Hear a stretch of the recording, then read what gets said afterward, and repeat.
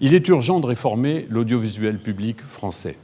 Le 5 décembre 2017, le président de la République, Emmanuel Macron, avait déclaré « L'audiovisuel public était, je cite, une honte pour nos concitoyens ». Il indiquait également sa volonté ferme de faire une révolution dans ce domaine. Or, depuis ce pavé dans la mare, plus rien. Pourtant, le ministre de la Culture, Franck Riester, a annoncé dans la presse, le 10 mars dernier, une réforme profonde à 360 degrés. Eh bien, j'ai effectivement l'impression que nous tournons en rond. Au moment même où les autres pays européens s'organisent, les seuls éléments tangibles dont nous disposons à l'heure actuelle arrivent au compte-gouttes et sont essentiellement d'ordre budgétaire. Prenons l'exemple de Radio France. Nous avons pu vérifier concrètement cette tendance lors de la présentation du plan stratégique 2019-2022 par la présidente, Sybille Veil, au conseil d'administration du 3 juin dernier.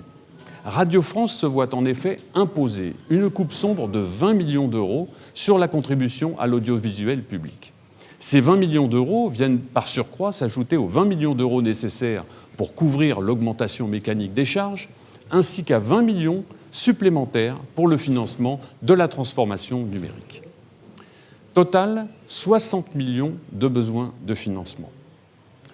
Alors si l'on peut comprendre aisément que chaque structure nationale doit contribuer intelligemment ou équitablement à l'effort nécessaire, cette décision brutale est malvenue et mal perçue.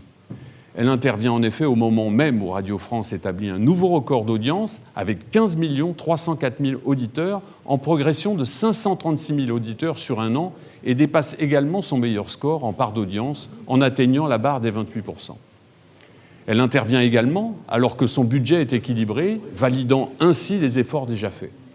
Voilà qui démontre une fois de plus que la politique culturelle de notre pays mérite mieux que ces décisions financières à l'emporte-pièce uniquement guidées par des impératifs dictés par Bercy. Telle l'Arlésienne, nous attendons toujours la loi sur l'audiovisuel public en France.